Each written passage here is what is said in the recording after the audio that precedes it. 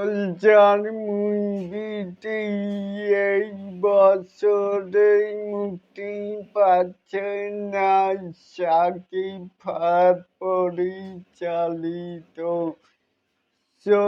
বন্ধুরা রয়েছি এলিন আপনাদের সাথে। তাহলে আসুন এই বছরের ডিসেম্বরে সোলজারের ছবিটি মুক্তির পরিকল্পনা থাকলেও ছবিটি মুক্তি পাচ্ছে না। এই বছরে উপযুক্ত সময় দেখে 2026 সালে ঈদের বাইরে মুক্তি পাবে ছবিটিতে প্রথমবারের মতো শাকিব খান অ্যান্ড তানজিন তিশা এবং ঐশী জুটি বেঁধেছে।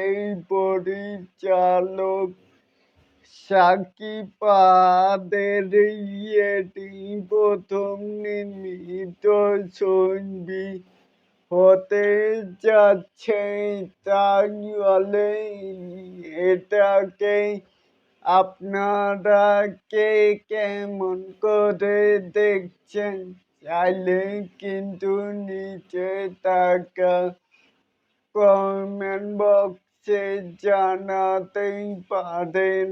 আর এরকম আরো নিত্য নতুন মেগা স্টার শাকিব খানের আপডেট পাওয়ার জন্য অবশ্যই চ্যানেলটিকে সাবস্ক্রাইব করবেন অ্যান্ড বেল বাটনটিকে বাজিয়ে দিবেন।